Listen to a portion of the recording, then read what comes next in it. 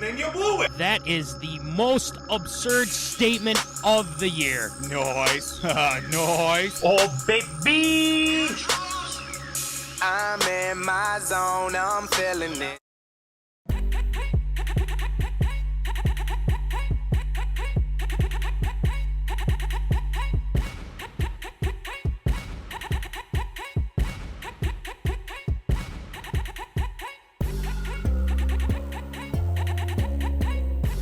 Live from Rock Solid Studios in Granite Falls, it's time for MInneZona Sports, live with DJ Matty C. and Paul the Shield Vold.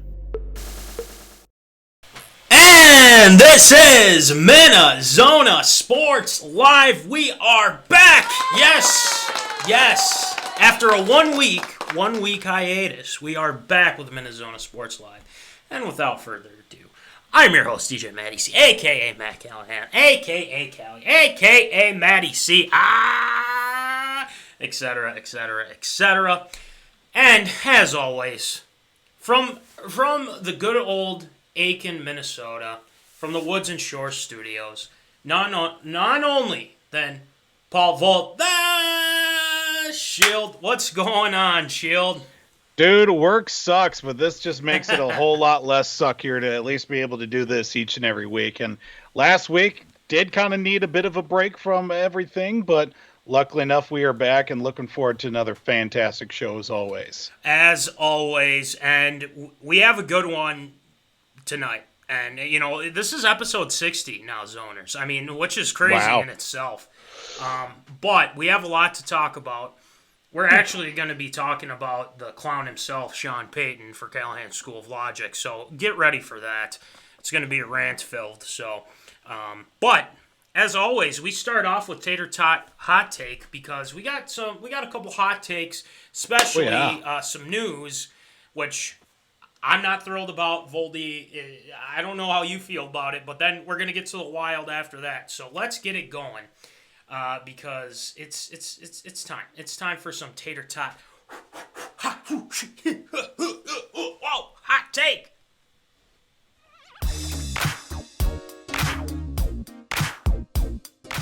Fresh out of the oven, it's Tater Tot Hot Take.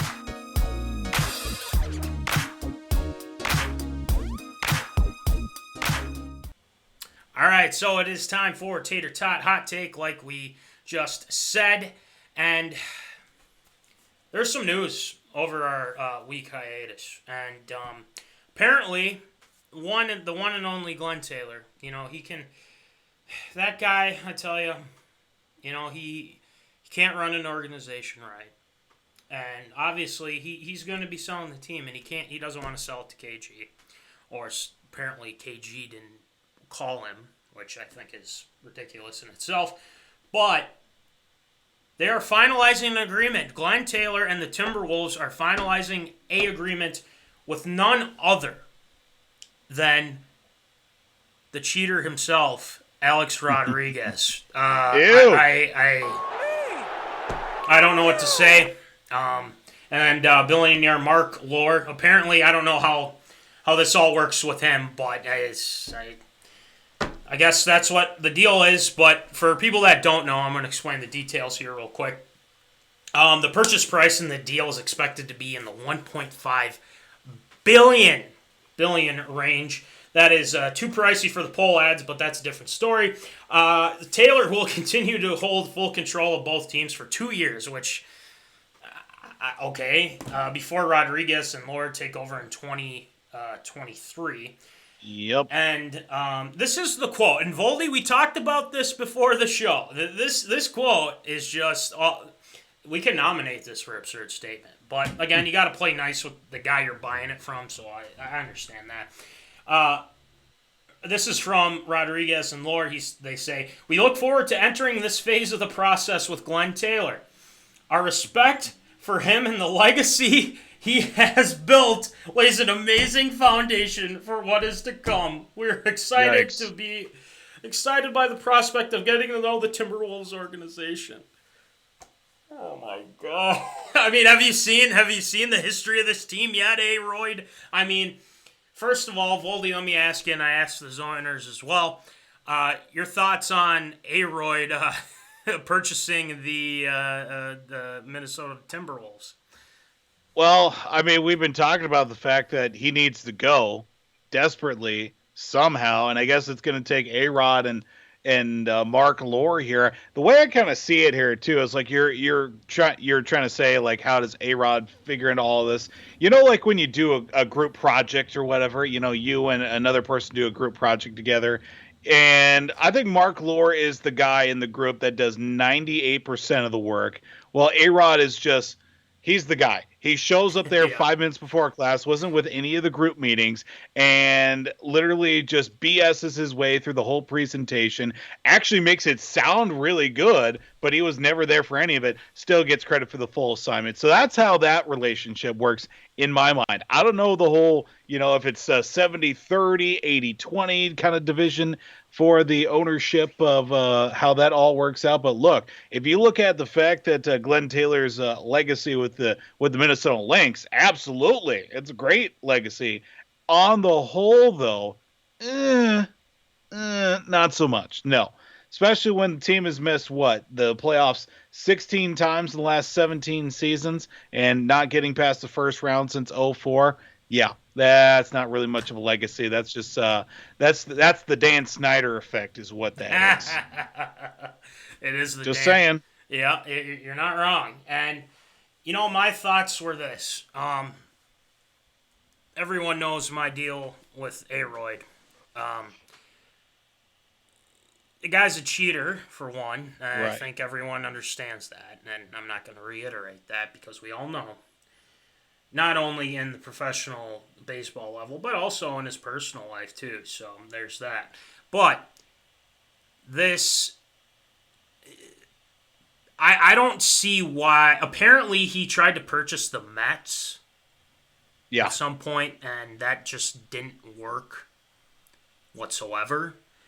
Another thing I want to bring up, too, is that he's gone out to say, like, well, you know, say some absurd things, obviously, and put out lies. Now, I think what is going to make him a good owner for the Timberwolves? Well, for one, you got to find guys that know basketball inside and out. And you have to be willing to make the hard choices. And I mean, this isn't baseball. This isn't baseball at all. I mean, this is the NBA we're talking here. And this is a franchise that has suffered. But the couple people that have helped with that, Kevin Garnett, Flip Saunders, Kevin McHale. Now, I'm not saying McHale was perfect or anything like that, but I'm just saying the guys that know the game. What's frustrating is that Glenn Taylor and KG have this beef, and apparently they can, you know, they're polar opposites, is what I'm going to put it as and chalk it up as. But for Glenn Taylor to go to Alex Rodriguez and this Mark Lore and have them purchase the team, I don't necessarily understand it. Mm-hmm. But at the same time, they got to know what they're getting into. Because here's the thing. Glenn Taylor has a lot of money too. And, you know, he's 79 years old. And obviously, I don't think he's been a good owner as well. So it almost feels like this is a setup. And obviously, Taylor says he wants to keep the team in Minnesota. But there's a part of me that thinks that they want to move. They want to move this team to another place. They want to move it to Vegas. They want to move to Seattle or something like that. I'm going to say this. I will not shed too many tears if the Wolves move out of Minnesota. I'm being dead serious about this. I will not shed a lot of tears. And I understand there's a lot of big Wolves fans that follow this show. Okay? It will suck for them, yes. But at the same time, the amount of suffering that you have seen with this team is almost insurmountable. It's just so frustrating to watch this team year in and year out get their butts kicked all the time. So how are they going to, combat that and say, well, we're going to take one of the worst I mean, they're the worst franchise team in all of these sports combined. I mean, it's been proven. So how is A-Rod going to deal with that? And, there's a lot to be seen, and apparently they're going to wait 2 years before they take full control because they want to see how the process is like. And when you're thinking Glenn Taylor showing him the ropes, I wouldn't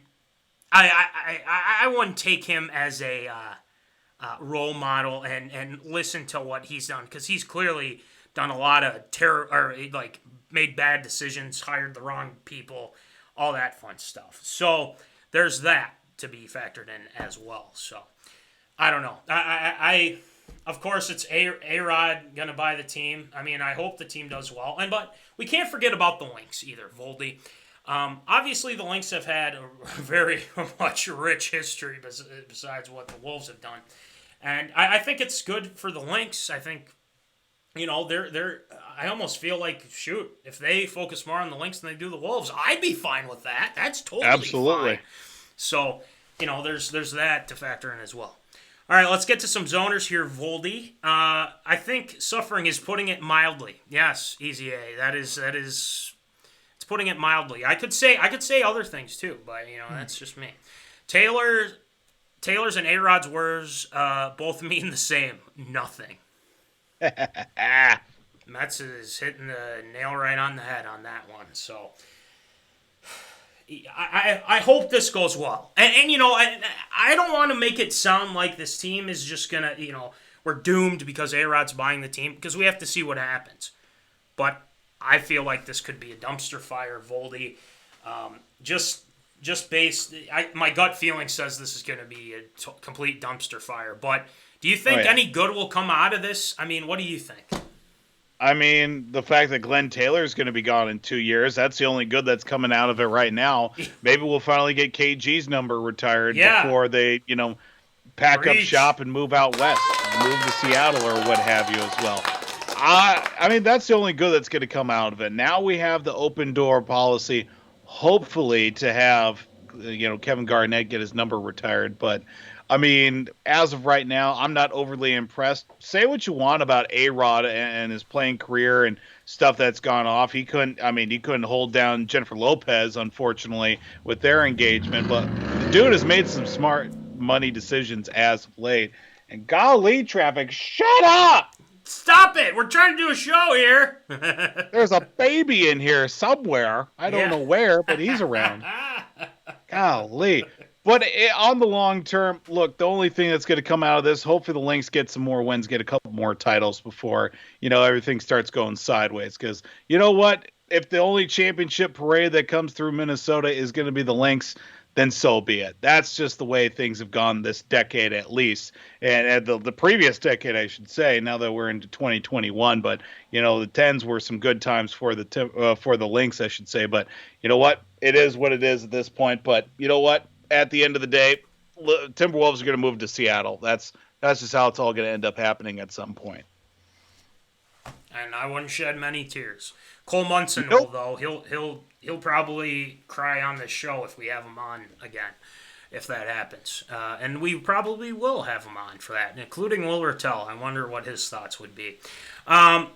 The Curve Doctor says the Wolves have helped us relate to the Browns and other dumpster fire teams. LOL.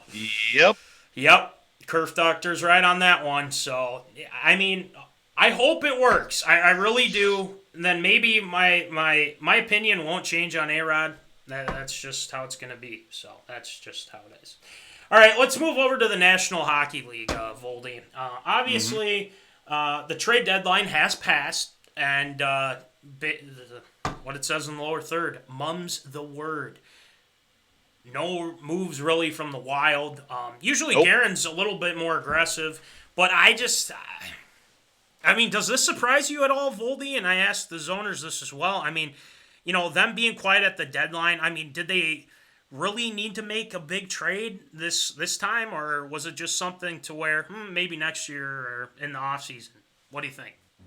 I think right now, I think the Wild do have the right mix of guys that are coming in and out of the lineup. Obviously, with line changes, guys getting hurt, guys trying to stay healthy and overall. I was a little surprised that they didn't make at least one move, but you look at how things have kind of gone to start the year as well, because, Bill Guerin went and got Ian Cole from, Yeah. From the Avalanche, and I would say that's worked out fine for the most part.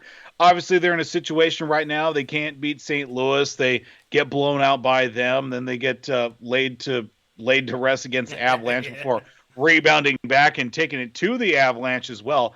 This team's kind of hard to figure out at this point of the season, but a nice win today over Arizona certainly did help in that respect. But you know what? I'm also looking at the fact that 2 first-round draft picks going into this offseason for Bill Guerin. He's going to look to go get some guys. Obviously, That's going to be a big help. You got guys coming up. You got Marco Rossi in the mix. You got Matt Boldy, who just signed with his pro contract as well. Yeah. Those guys coming out of the, the college ranks and also international play too. So those are going to be 2 really nice pieces to see come up in the next couple of years. Cale Addison as well. He's been a guy that, played early on the year as well, but again, still hasn't quite, fit into the role yet. Maybe this next year he'll see a little bit more action. Who knows with the expiring contracts, Parisi and Suter and those guys that are making those dead money contracts overall. But, just looking at, I was a little surprised, but at the same time I wasn't, because Bill Guerin, obviously he wants to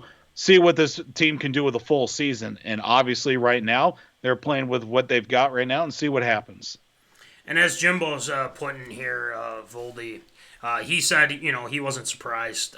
No moves for the Wild. They're banking on the draft, which is pretty much what he said. Nick Swanee signed. There's that. So that's, I was looking at, their potential trade pieces. There's an article by HockeyWorldNess.com about some possible trade chips. Hansen, Bukestad, Bonino, Cole, Hunt become trade chips, but, they didn't go with that, which is fine. I don't think there's any issues with that so far with the team. But like you said, Matt Boldy, I think, from what I hear, and this is from a zoner as well, and this is Blake Hockert, by the way, who's told me this, is that this guy's the real deal. Boldy is good. Mm-hmm. Like, the Wild are striking gold with this kid. And hopefully he can, turn in some. Obviously, Addison, I really hope that things start to materialize with him as well. And I think Bukestad's been a great addition. And, I understand Voldy, he's a gopher, okay? But he's been playing pretty good. He's on the right team now with the Minnesota Wild. Yes, so. He's on the right team. I can look past it at this point. Yeah, exactly. So, but for me, it doesn't really surprise me. This is what a lot of people are saying. Jimbo put it plainly as well. They're banking on the draft, and that's fine. And you get all these young guys. You got Kaprizov, doing a hell of a job. He's been as advertised, and I've said this before. When I think when Metz was on, when he was filling in for you, Voldy, and this team is getting. They lost 9-1 not too long ago against the Blues, which. Yeah. It was a head scratcher. I don't know what the deal was. But today, the Wild played at 1 p.m. and they kicked the butt, man. They've had the Coyotes number for a while. And then Jimbo getting back here. 2 first-round picks is huge. You can't go wrong with that. Think about the Vikings. They trade Diggs, they get an extra first-rounder. And actually, now that I think about it, the whole Jeff Gladney deal, who knows how that's going to turn out, but at the same time, it's good to have at least 2 first-round picks is what I'm getting at. But, they won 5-2, and, man, it was just it was an assault. It was just crazy how many times they were able to score. Zuccarello, a lot of people were saying Zuccarello, they didn't understand that move. But he's showing this guy is not just serviceable, but he's been good. He's been really good. And they were, and another thing too, they were 3 for 3 on the power play. Finally, right? Finally, it's kind of one of those things where it's like, gosh, they just can't get it going with the power play. But Voldy, let me ask you this, and I was thinking about this while they were playing. What is it like about the Wild whenever they play the Coyotes and they just beat the living crap out of them? I don't know. Is it just because they're not, they're just not a very good team, which they're not. It doesn't seem like they are this year, even with Phil, the former Thrill, I should say. So, what do you think? I don't know if there's really anything to it. Just Arizona's just a bad team. I mean, they've got players to make some moves, but obviously it's not all coming together. They've got good players. It'll be, good trade pieces if they didn't, backload them with such god-awful contracts that makes them untradeable as well. But, I just see it as the fact that it's an opportunity to, especially the fact that you're going to be playing these teams more and more often with the, with the Western Conference and the Western Division, I should say, shaping up the way that is. You got to win games against St. Louis, got to win games against Vegas right now. And you take down Arizona. Yeah, that's nice. But at the end of the day, you're still looking up at Vegas, and also you're looking up at St. Louis right now for the division lead. And only 2 teams go to the playoffs this year. And, obviously losing 9-2 against the Blues a week ago, certainly not a nice, thing to, put together for a whole season, but you got to start winning games like that. Otherwise, things are going to get ugly.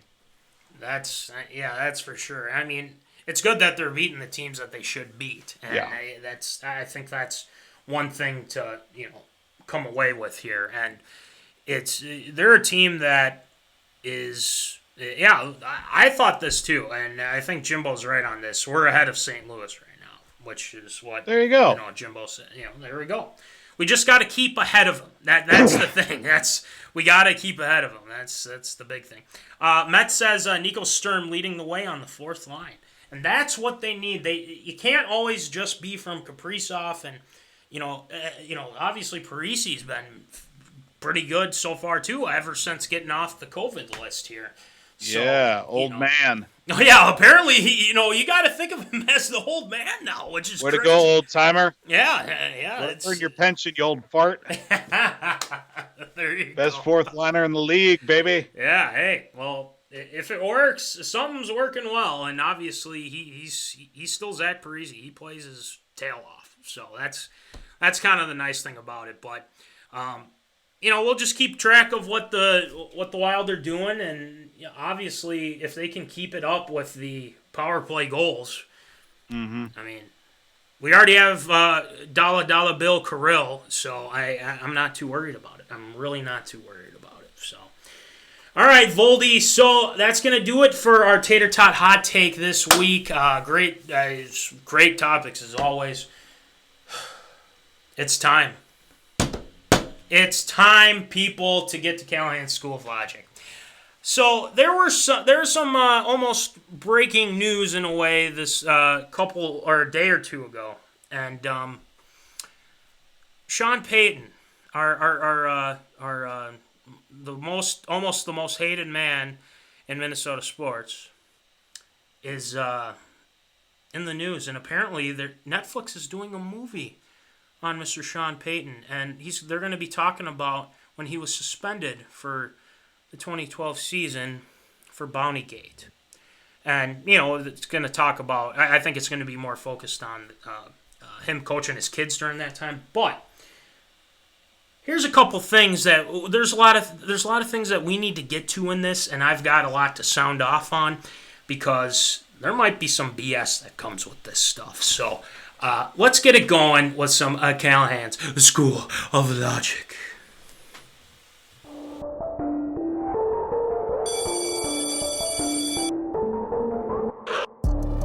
Class is in session. You're enrolled in Callahan's School of Logic.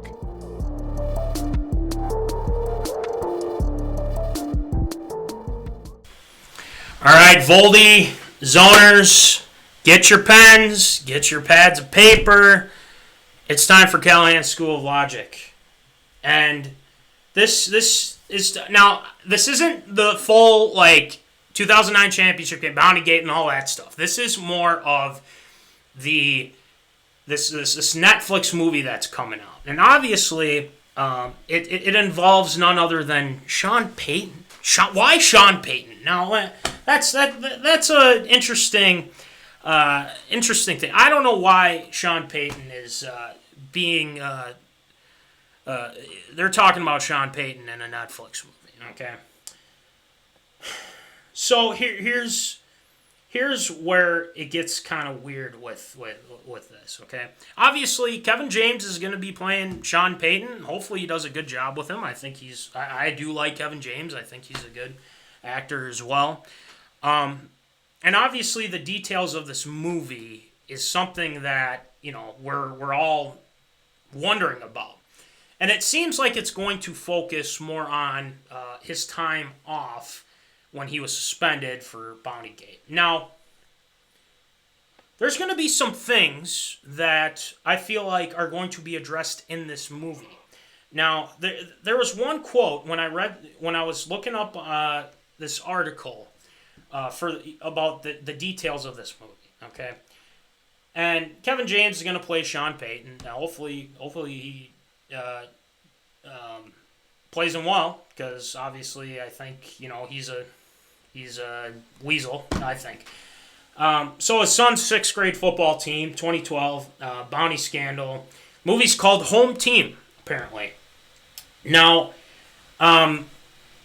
here's what's interesting, because this movie says this is based on a true story. Based on a true story. Okay. So, the question is how is this going to go down? Because how are they going to explain why he was suspended? Because I don't think they're just going to be like, oh, he's just going to focus, more on how he coached his team. Okay? His son's team, I should say. Now, this is interesting to me, because there is a quote in this article from Yahoo, I should say, and they said that before they finished the script, Payton read the script and he made a few corrections. He made a few corrections before sending it back. We can assume we'll see some comedic set pieces that are likely made up, which could be very possible. Now here's where I counter that, and my question is, why make a movie about this guy who has proven that he isn't a trusted figure in sports? He let a coach give money out to players to hurt other NFL players. He let that happen. And don't tell me he didn't know about it, because that is BS. He did know about it. I don't think anyone's going to dispute me on that. The fact that he made corrections to the script to make sure it was the way that Sean Payton would have it. I'm telling you what, there's something fishy about this, Voldy. There's something fishy about this Zoners as well. I believe that he is fabricating the story. He is going to make it seem, and if it's just focused on his son's 6th grade team, then that's fine. Okay, that's fine. But I say this. If it is brought up that he was just a scapegoat in this and didn't have anything to do and didn't know anything about it, don't believe it. And Minnesota knows. I mean, Minnesota, every person who is a big Vikings fan knows on God's green earth that he knew about this. Greg Williams, he's along with that too. Who's going to play Greg Williams? That's my next question. The whole state, like I said, the whole state of Minnesota knows what they did. We do not forget this type of stuff, okay? We were very close to finally getting back to the Super Bowl. And we didn't get there because the Aints cheated. And Sean Payton is like public enemy number 1 for me when it comes to the Vikings. And Greg Williams, for that matter, as well. Now, the question is am I going to watch this? I am going to watch this. Voldy and Zoners, I am going to watch this Netflix film, okay? The only reason is to see what he references. And what he references is if they make him out to be, oh, it wasn't his fault. He didn't know anything about Bountygate or anything like that. It was unreasonable that he was suspended for a year. Oh, he should have been suspended for longer. That SOB should have been suspended for longer and or kicked out of the NFL. Honestly, that guy, my blood boils. It really does. But again, I said before, I like Kevin James. I think he's done I think he'll do a great job portraying it, but obviously he's going to be caught in the web of how Payton wants the story to be told. And if Payton says, well, it was kind of dumb that I was suspended. It didn't make any sense. Oh, it made a whole lot of sense, Sean. It made a whole lot of sense, sir. You can't fool Minnesota. You can't fool the Zoners. You can't fool me. We know what you did, and we don't forget. Now, don't you ever say that you didn't know anything about it. Just like your buddy Drew Brees said, too. I had no clue about it. You are a head coach of a football team, an NFL team, and you're telling me that you had no clue about Bountygate. If you say that in this Netflix, if they had said in this Netflix film, I'm going to lose it. I am going to lose it because that is so BS beyond belief. I mean, it's going to be talked about, and there will be hell to pay. There will be hell to pay, and I'll tell you that right now, Volty. There will be hell to pay with that guy. Mm-hmm. So, I mean, this has Sean Payton, obviously, his hands are all over this. It'll be not hard. It'll be hard to resist the BS that'll come out of this movie. But at the same time, we'll see what happens. I'm going to watch it. We're going to see how it goes. And if it's just about him coaching his son's team and how that transpires, then great. That's fine. But if there's any mention about Bountygate or him being, washed clean of Bountygate and everything like that, ooh, you're going to hear about it from me. Trust me. And it won't be good. I'll tell you that much. So the logic in all this to the Zoners, and then Voldy, I want your thoughts as well on this, is that don't believe anything that comes out of this movie saying that Sean Payton was washed clean of Bountygate and how he's wrongfully accused and didn't know anything about it. Yeah, that's a bunch of hogwash in my book. So, but don't believe some of the stuff that comes out of it. It'll be hard not to resist. So, anyway, Voldy, your thoughts, sir. Why does Sean Payton always get the good end of the deal in every situation whatsoever? Yeah, he was a part of Bountygate, and nobody seems to hold that against him, except for us here in Minnesota, because of the fact that we know exactly that he was involved in every single thing. Everybody seems to forget that. Oh, he won a Super Bowl. Oh, he's led this team out of every situation. He's a great winning coach. Yeah, but he knew about Bountygate, and yet he's the one that's still standing. Greg Williams can't get a job and last longer than 2 years to save his life. Yeah. Let's talk about that. Tried to be a head coach. Failed. Tried to be a defensive coordinator for the Jets this past year. Failed once again. Now he's doing his thing. He's there. I don't know what he's doing, but he's doing something. It ain't good because, well, obviously the fact that we don't even know what he's doing anymore. I look at this, obviously the movie is going to be funny because Kevin James is hilarious. Yeah, I do like it. Yeah. Him playing this Sean, I don't know if they're going to take it directly as Sean Payton's story, if they're going to, they say based on a true story.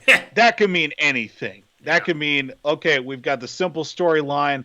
How do we make that funny? I could basically tell you how the whole movie is going to go in the first place. It's going to start off, Kevin James, big high-profile football coach, gets suspended or something like that. He's like, what am I going to do with my time? Hey, Dad, want to coach my football team? Yeah, sure, fine, whatever.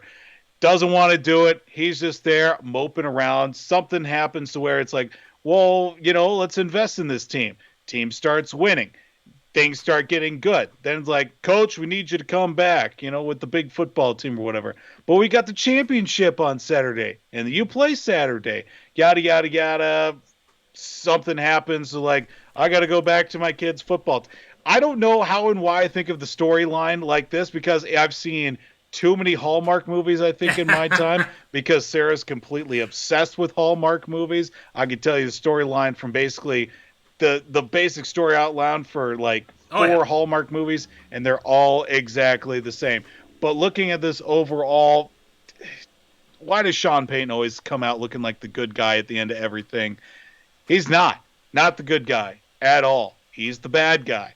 Let's remember that. He leads those dastardly dudes down in New Orleans, and look, the fact that he gets a story is, that just frankly pisses me off, just because the fact that he ends up getting the gall darn movie with Netflix.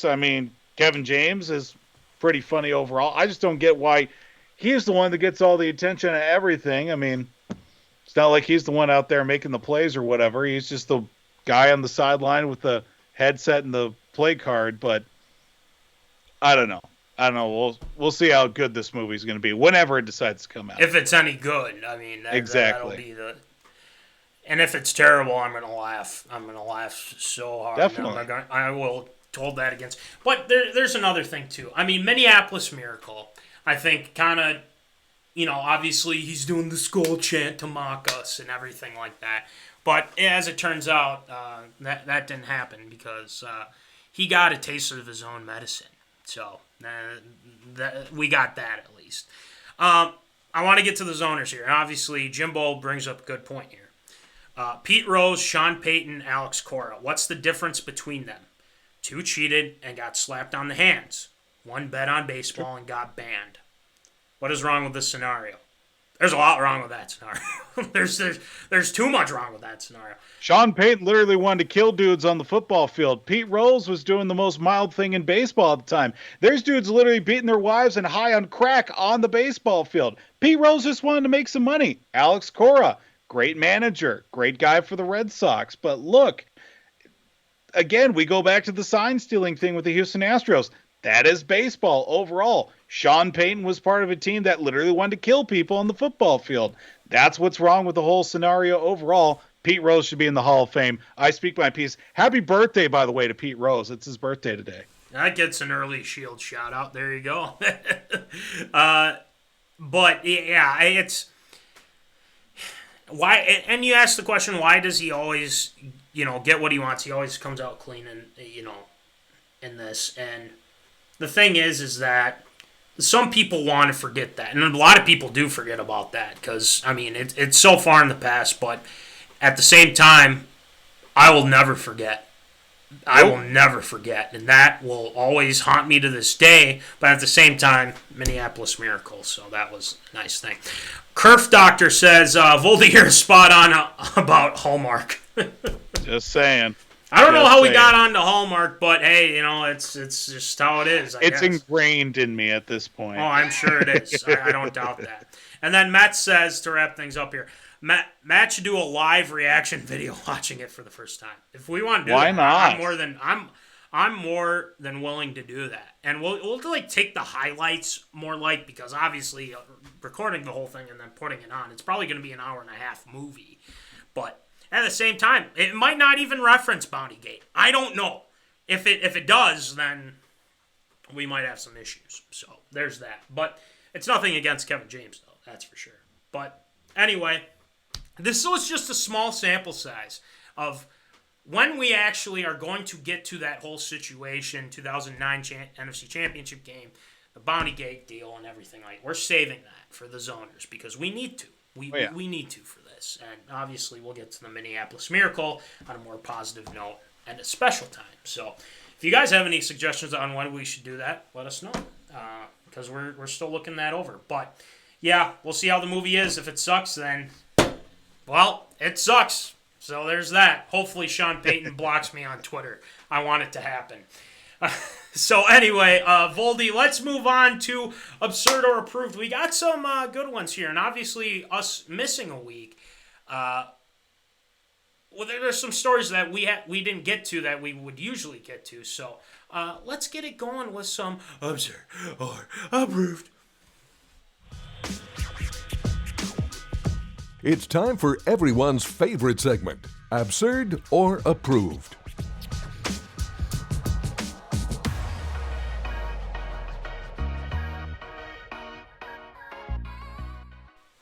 All right, Voldy, we got a lot of ARAs to get to, so why don't you rattle them off for us, please?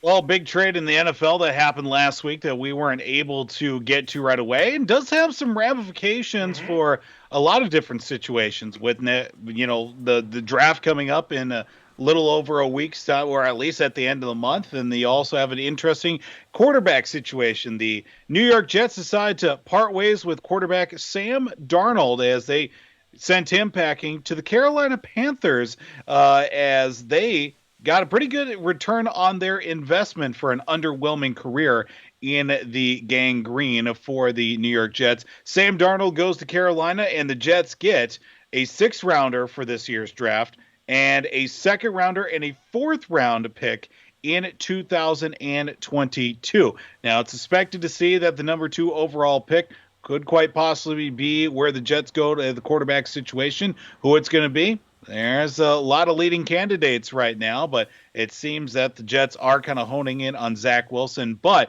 looking at the trade itself, absurd or approved, Sam Darnold going to Carolina.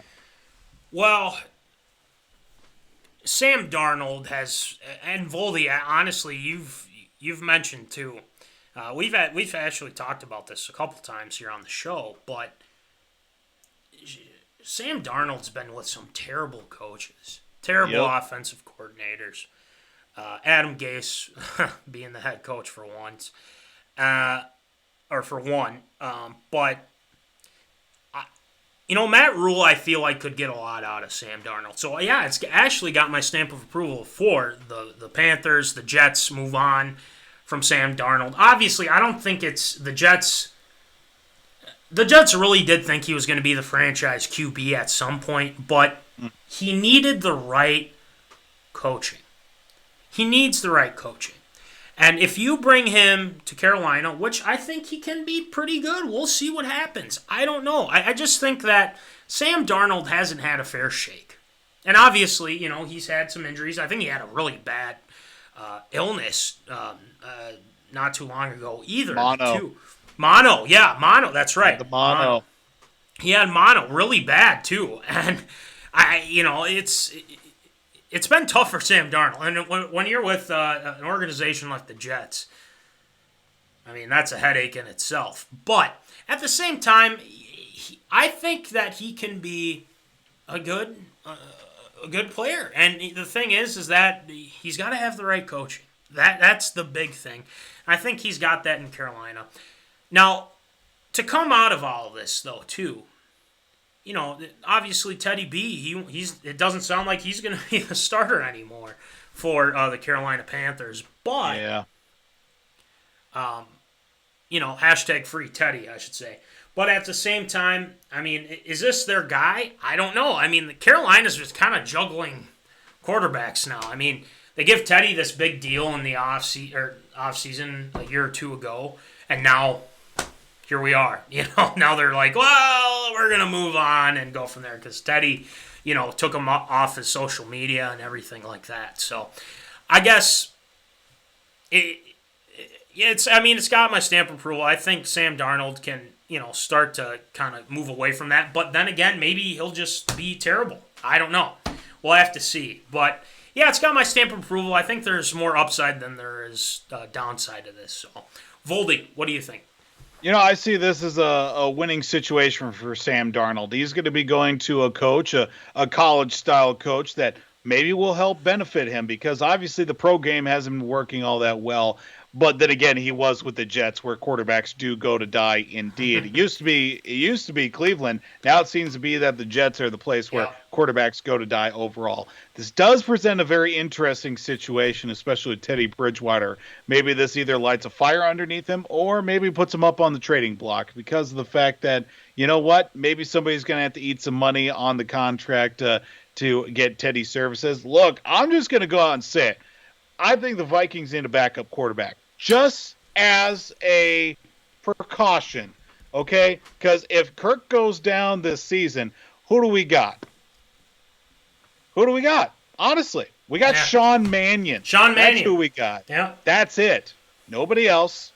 And, there was the whole backlash about, what about Taylor Heineke? Well, why didn't we keep Kyle Slaughter and Sloter and, all these other guys? And, we stuck with Sean Mannion. Well, you're kind of up a creek without a paddle right now. But I'm just saying, Mannion, maybe as a precaution, let's find a way to get Teddy back in purple. And I know everybody's going to be hating me saying that because Teddy never got a fair shake, and I'll be the first one to admit, yes, he never got a fair shake, and everyone's just like, was it going to take us over the top?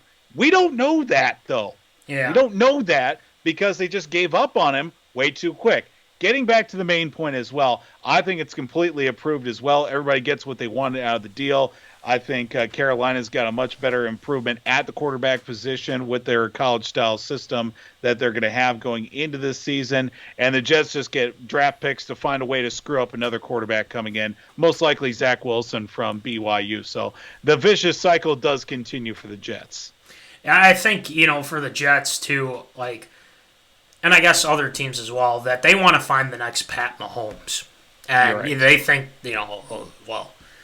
Wilson and Lance and, those guys just, we really think there are Fields, and we don't know. I mean, we honestly don't know with these guys. But then again, if you're on the Jets, I'd be concerned. Even if Darnold doesn't work out in Carolina, Carolina still has the farm. There you go. This is true. I think it's a good deal for both teams, and we'll see what happens. But who knows who they draft? It might not be who you think, and they might screw it up. So there's that with the Jets. All right, next one, Voldy. Well, we talk about going from betting the house on one person. It looks like Tennessee State is betting the house on one person as well. Former NFL running back Eddie George was announced as the team's new head coach at Tennessee State. I believe that was his alma mater, I believe. Don't quote me directly on that one. But Eddie George, zero coaching experience, now a college head football coach for Tennessee State. Obviously not too far from where he spent a majority of his playing career in the NFL. Absurd or approved, Tennessee State naming head coach Eddie George. Well, Eddie George was one heck of a player, not only in college, but he had some pretty good years in the NFL as well. I think the one thing that you'd have to be a little concerned about is the no head coaching experience. But there are some added things. There are some added things here, too, that they mention. Obviously, Deion Sanders, same deal. He's doing okay at Jackson State. They're 4-3. I mean, it's not like, oh my gosh, absolutely great. You're going to have to see how it all plays out. Eddie George played at Ohio State, 1-0. Okay. God, I'm stupid. Godly. How dumb can I be? It literally says right on here, too. He's got his number retired by Ohio State. OHIO. Yeah. Stupid. Golly. Golly. But they said, he's kind of, stayed with the Tennessee Titans. He's very close with Tennessee Titans. And apparently, in this article, it says that he's been a, mentor to various Titans players. Derrick Henry. Apparently, he credits a heart-to-heart conversation with George as a contributing factor to his breakout season in 2018. The Tigers hope having a big name like him, and apparently the coaching staff has Dominique Rodgers-Cromartie as a coach as well. Jesus. That's a name. Yeah, that is a name. But I don't know. I mean, I guess it's got my stamp of approval. I mean, let's see what happens. I mean, maybe he's just waiting on his shot and he's finally got it.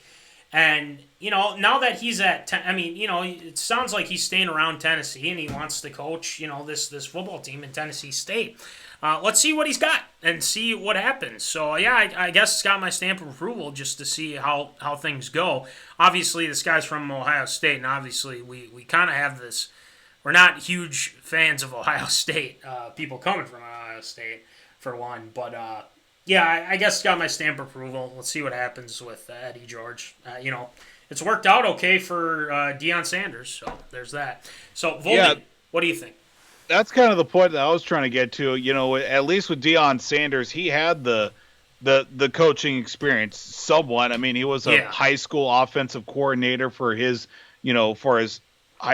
son's football team, and he's been around the game long enough, still very closely connected and everything. Eddie George, he's been kind of doing some things. Been around Nashville, became an actor, did some Broadway, a little bit of film as well, but going from 0 to 1,000 basically, because college is a whole nother ball game to begin with. Not only just what you have on the field as well. You're talking about. The first thing I thought of was like, what's the recruiting going to be like? Obviously, you throw a name out like Eddie George, the recruits are going to be is the thing. But how do you get to these guys is the first thing. And obviously, too, when Jackson State named Deion Sanders head football coach this past year, obviously the recruits, you didn't have to go very far to find the recruits. All you got to just say is Jackson State, Deion Sanders, done. That's all you have to do. Hopefully it's the same kind of experience with Eddie George in Tennessee State. It'd be very interesting to see what kind of style coaching he's going to bring as well. If he's going to bring the fire, be a guy that's going to be kind of in your face, or is he going to be the laid-back, soft-spoken type, kind of like a Mike Leach, if you will, a little bit in his later years. But Mike Leach was a guy who has definitely got a lot of fire in the belly as well. But I don't know. I think it's got my stamp of approval. It's a nice flash in the pan, if you will, kind of hire right away. But, if it doesn't work out all that well, can at least say you got some experience. Maybe this will lead to another coaching job down the line if things don't turn out well. But you know what? We'll just, kind of keep things in perspective, and hopefully it goes well for Eddie George. Yeah, I mean, I don't see a reason why it would be a bad idea. I just think, they're looking for a guy that, knows the state, and I think he's going to get a lot of in-state talent, too. So that'll be nice as well. So, yeah, it's got both of our stamps of approval, so there's that. Good luck to Eddie George. All right, next one, Voldy. Well, we go from the NFL trade to the college ranks, and, that one that kind of stems off one from another. It's been mulled around a little bit, the NFL kind of loosening up some of the restrictions on certain rules and regulations, uniform regulations as well. One of them being that allowing players to wear basically any number, kind of the college rule number, rule, if you will. That's been kind of floating around a little bit, but it was quoted as saying that Tennessee Titans running back Derrick Henry recently argued that, the college numbers are great and everything, but when can we get past the throwback uniforms and allowed to wear more than one helmet, the one shell rule, if you will? And fans would definitely reciprocate in that as well. Conjuring up a lot of images, the Houston Oilers, the old New England Patriots, maybe some more Tampa Bay creamsicle uniforms, things of that sort as well. Would it be absurd or prove the NFL ditching the one shell rule? And as a bonus, which throwback would you want to see the most come back in the NFL? Well, honestly, I think it's a pain in the butt that they can't have more than one helmet. But apparently, as I'm reading the article here, the NFL adopted the one helmet rule as a health and safety measure as helmet technology's improved. I've done a forensics speech on this, for one. It's unclear whether they're having one helmet for every practice and game makes much of a difference, if any. Which I don't see why they can't have more than one. The health and safety, I understand for health and safety, but why can't you just customize a little bit or something, or do a throwback, something cool, And it's one of those things that, oh boy, what are you did disagree or what? Well, I don't understand the NFL's logic about the health and safety. Right. It's the same helmet. You get two of the exact same helmet, you're fine. Well, that's what I'm saying. Yeah, exactly. I was going off what you're saying. Gotcha. Yeah. But I look at this because, remember, the Patriots had that one with the Patriot and snapping the football or whatever it was. Patriot Pat, the classic. Pat. Right. So why can't we do that anymore? Or having the Colt that's almost like a bucking bronco in a way for the Colts, or something like that. I mean, the Vikings they're really it really hasn't changed much with the Vikings, but the dark purple helmet with the gray face mask. Right. That's what we need. Right. That's what we need. So I think it's absurd. I think it's absurd that they can't just switch it up a little bit, because that's what the fans want. That's what not only the fans want, that's what the zoners want as well. Because, I mean, if you want to have style, and then I get the college numbers, I think that'd be a good idea. It'd be something different as well. But, it's not that big of a deal just to have the same technology that you use for the original helmets. Like, I don't understand why this would be a big issue. I think they need to get rid of this whatever, rule and whatnot. But you asked me whether I think, what I'd like to see come back. That's... I really have to think about that one, because there's a lot that I'd like to, see come back. But Stuffage actually brings up a good one. I enjoyed seeing the old Broncos and Buccaneers helmets for some good reason. The creamsicle ones. Are we talking the old Broncos, like the old, like the Orange Crush Broncos, or are we talking the original Broncos in the brown and mustard yellow Broncos? Yeah, that's a big difference. That is a big difference. I remember seeing those back in the day as well. Remember, the NFL stands for the No Fun League. Well, that's true too. I mean, you gotta factor that in as well. I guess the one that comes to mind, Voldy, is, Seattle usually has like the Seahawk thing at the end. I'd like to see the old school one again. Absolutely. With that helmet. The really old school one. It's more of a very a very clear green, and then a silver. Yeah, yep. Silver helmet with the blue and the green. Absolutely. I think that would the be Brian Bosworth Seattle Seahawks. Yes. Yes, exactly. The Steve Largent, the Jim Zorn Seahawks. Yeah, exactly. So, I'd probably say that one. Then there's another. Actually, the Bengals adopting white helmets to go with their white uniforms. That'd be interesting as well. It's a hot look. Yeah, that'd be a nice look as well. So, yeah, I think it's absurd that they haven't changed the rule. I think that they should. So, I don't know. So, Voldy, what do you think? Obviously, for the sake of first touching on the number rule as well, I don't see a problem with it. Obviously, it would change a lot of things overall, because then you'd start seeing, you'd start seeing defensive linemen, 300-pound defensive linemen wearing number 0, and then you'd start seeing, linebackers wearing number, 27 or something like that. That's going to be a little different.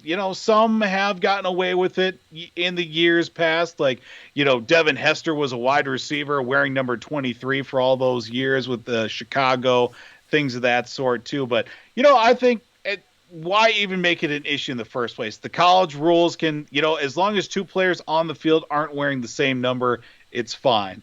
Everything and anything in between should be the same as well, but NFL doesn't fully get that. Now on the subject of the throwbacks, there's one throwback and one throwback only that I've been dying to see since it came back into our lives in 2009, celebrating the 50th year of the AFL. That is the New England Patriots, Patriot Pat, white helmet, red jerseys, white pants.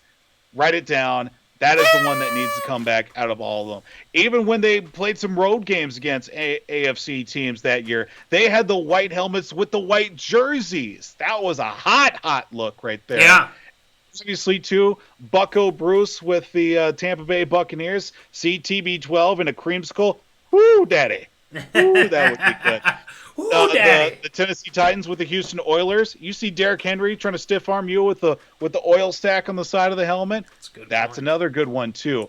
How about we throw in the mix of whoever's Jalen Hurts, QB1, rocking the Kelly Green with the silver wings on the side of the helmet. Yes. Another hot look that needs to come back as well. So many options. Obviously, the Vikings, they really haven't changed all that much. A dark purple, white numbers, the gray, the gray face mask with the dark purple helmet. That's about as original as it gets. They haven't really diverged other than that in recent years. But, obviously, the one shell rule is kind of dumb in the first place. To say that it's a health and safety measure, if they're the same helmet, then what's the issue? You just got more options in the first place. I mean, what was the issue back in 2009 when they were, swapping uniforms out left and right and wearing different helmets pretty much every other week? I don't get it. I mean, that's 11 years ago, now 12 years ago at this point. But I still don't see the issue. I think the NFL just needs to drop it and start loosening things up again. It's an easy cash grab. You start selling all the throwback stuff, then boom, you're just making more and more money. The little helmets and everything, tons of money right there. Missed opportunity by the NFL. I think it is approved if the NFL does shut down the one shell rule. I think, it got my stamp of approval as well. But this doesn't really pertain to throwbacks, but I'm still calling for it, okay? The black jerseys for the Minnesota Vikings. Get it done. It would look sick. It would look awesome. Come on, Vikings and or NFL. Let them do it. It would look so sweet. I would buy one. Oh, man.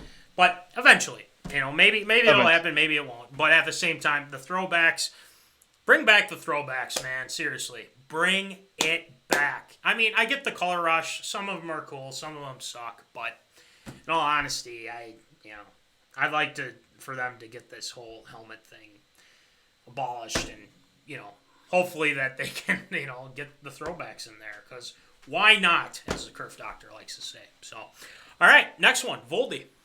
Well, it was announced 2 days ago that one of the premier wide receivers in the NFL in his career decided to hang them up. Patriots wide receiver Julian Edelman decided to announce his retirement from the National Football League, retiring as a three-time Super Bowl champion, once as an MVP in Super Bowl 53.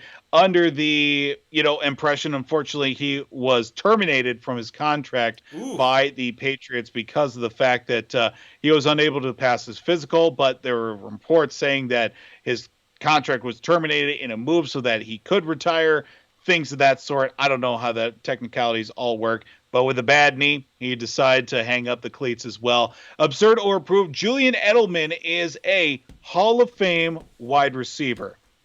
Wow, now you're putting me on the spot. Oof.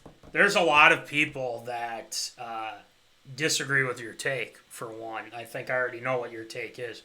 But there's a good number of people that that want to have this debate with you, Voldy, I think. So we'll see how that turns out to be. But at the same time, 12-year career. It has been an impressive career for Julian Edelman. Okay. Now I will say this: I don't think he's first ballot. That's what I'll put it at right now. I don't think he's a first ballot Hall of Famer because people want to bring up a lot of, his stats don't stack up to this person. But let's not forget, he's been a Super Bowl MVP before. He's won Super Bowls with his team. He had an iconic catch against the Atlanta Falcons in the Super Bowl and that comeback. And without Julian Edelman, if that's incomplete, maybe we're not talking about the Falcons, or we're not talking about the Patriots. We're talking about the Falcons winning that Super Bowl, but. That catch that he made is insane. And not only that, he was a key contributor as well in that Super Bowl against Seattle. Now, 12 years 12 years is pretty doggone good in the NFL, in my book. Now, Voldy, you and I kind of were thinking, oh, well, Tom's going to be calling up Julian here, and they're going to, obviously when he was released. But it was kind of surprising that he was going to retire, because I'm just thinking to myself, well, they're going to get all the weapons they want up in Tampa Bay. But it seems like, it says, he says it was a hard decision, but the right decision for me and my family. Okay, and I'm honored so proud to being and retiring a Patriot. It's the best 12 years of my life. So I think he's a great leader, and I think, there's a lot of guys that are in the Hall of Fame that haven't even won a Super Bowl and don't have as much, hardware as you think. But Julian Edelman, he's got that, man. And, here's another thing, too. He spent his entire 12-year career with the Pats and ranked second in NFL history with 118 postseason receptions, behind none other than Jerry Rice. He took Jerry Rice's daughter to prom, by the way. Fun fact. So there you go. Redwood City, California. There you go. And here, TFB tweeted, on the biggest stage and in the biggest moments, you always came through. Said Brady, you never lost that chip on your shoulder, and you never let anyone define you as a person or player. I'm proud of you, Jules. Love you. So there you go. Okay. I think he'll be a Hall of Famer someday. I don't think it's going to be a first ballot, like all of a sudden he's on the ballot, he's in. No, it's going to take a little bit of time before Julian Edelman is in the Hall of Fame, but I think he will make the Hall of Fame at some point, but not first ballot. I'll say that. Voldy, what do you think? I've seen a lot of things. People have been posting a lot of stuff. I'm not going to name any names, but people are saying that he isn't Hall of Fame worthy. I think everybody's full of crap on that one.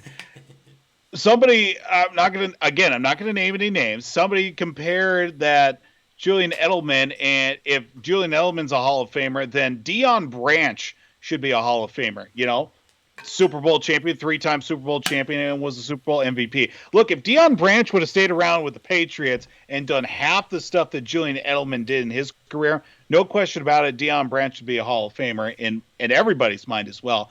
But you look at the fact, Julian Edelman, and I didn't know this, he's going to be 35 next month. Old man at 34 years old and a wide receiver. You look at some of his career highlights, he has taken some hellacious hits in the slot, going long, punt returns. He played defensive back when they couldn't find a position for him out on the field, and doing anything and everything just to stay on the team, because obviously coming into the league, he was a college quarterback, never ran a route to save his life in college, then became a wide receiver, was a punt return guy, has the career record for punt return touchdowns in the Patriots franchise. Only 4, but still, it's something in that sense. Look, if Julian Edelman didn't blow out his knee, obviously he blew his ACL out. I think it was in 2017, 2018, and they lost him for the whole season. The year that they didn't make it to the Super Bowl, he blew out his knee, I think, like second or third game of the preseason, lost year for him. Obviously been hampered by knee injuries, only played 6 games this year. Unfortunately, the sad end to it. He'd be the tops in the entire franchise if he was fully healthy. But again, he took a lot of hits, took a lot of beatings, and overall is one of the best players to come through for New England in his time. 3-time Super Bowl champion, Super Bowl MVP of, Super Bowl 53. Like we had mentioned, second all-time in postseason receptions as well. Look, I don't know how you can make the argument that he's not a Hall of Famer. I've seen people throw up the same kind of numbers that him and Jake Reed, former Vikings receiver, had. Yeah. Look, if Jake Reed had 3 Super Bowl rings, obviously he'd be a first ballot Hall of Famer. No question about it. I don't understand why he wouldn't be a Hall of Famer as well. Yes, it may take him a couple of years to be a Hall of Famer, but I look at this, and somebody also did say as well that there is a lot of wide receivers in front of him that deserve to be in the Hall of Fame before that he goes in. And 2026 is the first year that he's eligible. And I wanted to say to this person, look, the NFL's got 5 years to clear the road because Julian Edelman is packing his bags for Canton, Ohio. I think it's completely approved that Julian Edelman is a bona fide Hall of Famer heading to Canton, Ohio. There you go. You made your pitch. You made your pitch to the people, and if they want to respond, they're more than welcome to here on the comment section or later on too. So we got zoners that tune in after as well that can't make it live. But Mikey brings up a good point here. I think he does deserve to be a Hall of Famer, but it might take him a couple of years of eligibility to get in, since there are similar wide receivers that have not gotten into the Hall of Fame yet. Example: Hines Ward. I thought he made it though. I don't know if that. I thought he already. He might have been a finalist, but Okay. he wasn't fully named to the NFL. Like that But happens Mikey's to a lot of probably guys. right on that. Yeah. I, for some reason, I thought he was on one of those. But at the same time, I think he's a Hall of Famer. I just don't think it's going to be a first ballot type of thing. So that's all I got to say with that. All right, last one, Voldy. Well, luckily enough, we got something else to look forward to for Team USA trying to qualify in an Olympic sport that they might be able to actually run the table in a little bit. Oh. The second chance for Team USA in baseball to qualify again for the Olympic tournament that is coming up here in the next couple of weeks. There's going to be some qualifying opportunities for Team USA on the east coast of Florida, West Palm Beach, Port St. Lucie, coming up at the end of May and into June 1st, which also does so happen to coincide, which was originally supposed to be happening last year with obviously coronavirus did shut everything down too. With everything, Mike Scioscia, former Los Angeles Dodger in his playing days, but former Angels manager, going to be leading up for Team USA. Although only players that are not going to be part of major league rosters can participate for Team USA as well. Now, there is going to be a little bit of some catches here, too, because, well, Team USA has got quite the group that they need to go up against in order to qualify. They got to go up against Dominican Republic, Puerto Rico, Nicaragua, just in the opening group before they can face others like Canada, Colombia, Cuba, and Venezuela as well, before basically like the World Baseball Classic, but the fact the winners move on to the Olympics coming up in Tokyo as well. Absurd or approved, Team USA getting a chance here to qualify for the Olympic tournament coming up here in the next, couple of months, I should say. Well, stamp of approval. I mean, I haven't seen a Olympic baseball game for a USA team in I don't know how long. I mean, it's something to look forward to, and a familiar name is actually going to be attempting to help them qualify. Former manager, Los Angeles Angels manager Mike Scioscia is going to be the manager for the team, and 26-man major league rosters and injured lists will be available. Minor leaguers and release play. So I think this is good. You haven't seen it in a while, and it's something that I assume that people were waiting for too. I mean, I remember back in the day waiting for them to play, and unfortunately there are times where they couldn't make it. And the thing is, you're not going to get every star, that can make it there, because you got to worry about the next season, things like that. But here's what's weird to me, and I was looking at this before the show, and baseball is returning to the Olympics after being dropped in 2012, and 2016, and then Cuba won the gold in 1992, 96, 2004. The United States won in 2000. South Korea wins in 2008. But here's the interesting part. Baseball is likely to be dropped for the 2024 Olympics in Paris and then restored again in 2028 in Los Angeles. I don't know how that works, but I mean, it's... again, I feel like this is like a, very, arduous process, apparently, through these years, and say, well, we're going to drop it in 2024. But we're going to bring it back in 2020. What? That's exactly. what I got to say to that. So, yeah, it's got my stamp of approval. I'm looking. I'm honestly kind of looking forward to it, just to see how it goes with USA. So, yeah, stamp of approval. Voldy, what do you think?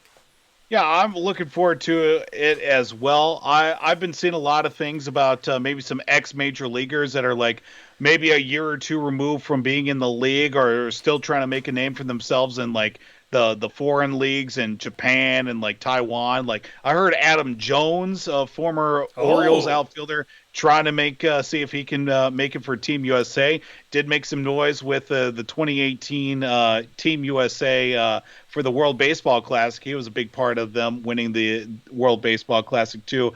I didn't even really figure out how they try to drop sports from the Olympics as well. Then I'm kind of looking at it as well as like, okay, 2012, 2016, it was in London in 2012, then it was in Rio in 2016.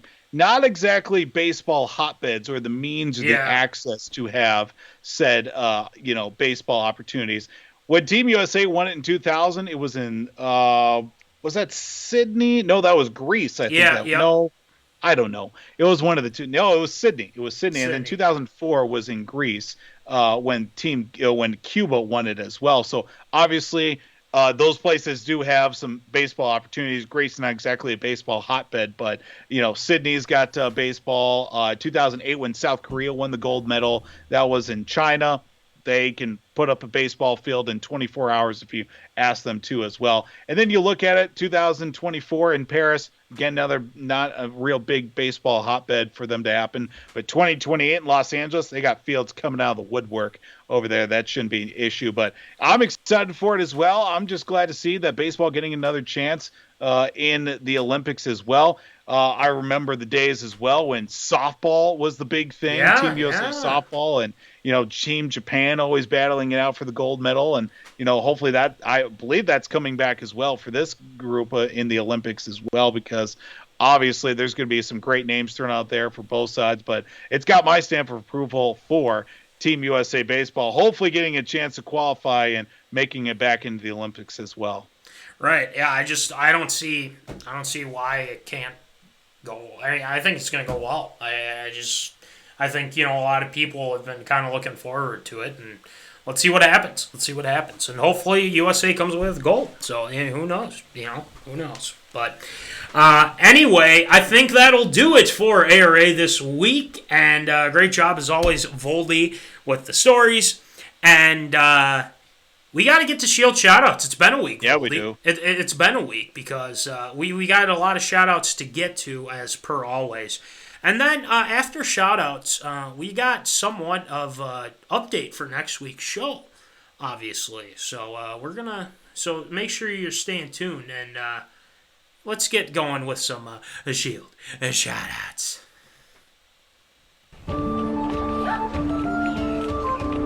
Shield shoutouts.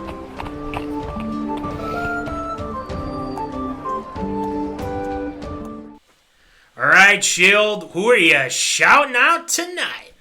Well, we're going to go a little bit off the wall here with Shield shoutouts. It's been a couple of weeks, so we got a good amount of things that we need to cover as well. Okay. First off, we talked about it during Absurd or Approve. We do want to wish the happiest of retirement to former Kent State Golden Flash quarterback turned New England Patriots wide receiver Julian Edelman announced his retirement from the NFL on Monday after not passing his physical, and the Patriots were obviously the chronic knee problems. The writing was on the wall, unfortunately, for his career. But three-time Super Bowl champion, Super Bowl 53 MVP, did play corner, did return punts, and brought a whole lot of energy to the Patriots and a Hall of Fame-worthy wide receiver. So we do wish the best of luck on the future to Jules and Julian Edelman in his post-football career. Do want to give a big Shield shout-out to my guy, Coach Oak, Josh Oak, my main man from Madison, South Dakota, with our time with the Dakota State University football team. Sent a nice little congratulatory present to Super Bowl 55 champions hat for the Tampa Bay Buccaneers. That was a nice touch. Did the same thing with when the Patriots won Super Bowl 51. He did purchase me a nice little hat as a congratulatory gift for getting engaged and also getting married as well. So that was a nice little surprise back then too. So thanks to my main man Oak for that. Got to give a huge congratulations to Zona favorite and also one of the OGs of the program, Mr. Cody Nicholas Tavares Curtis, on graduating from the Air National Guard this past week as well. So big shield shout out goes out to our guy there, Cody. Congratulations as well. And also thank you for your service as well on that. Now we're going to end off with a little bit of a somber and weird kind of finish for shield shoutouts. This past Friday, the world lost two great titans of the world. Opposite sides of the spectrum, but none less of an impact in the world, pop culture, and everything as well. The world on Friday did lose the likes of His Royal Highness, the Duke of Edinburgh, Prince Philip Mountbatten, and we also did lose rapper Earl DMX Simmons.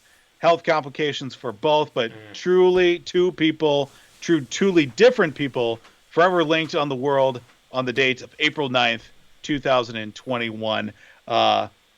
The Duke of Edinburgh and DMX unfortunately passing away this past week, unfortunately. That's going to do it for Shield Shoutouts this week. That's kind of a weird way to end it, but it is what it is. Well, you're honoring that, and obviously, DMX,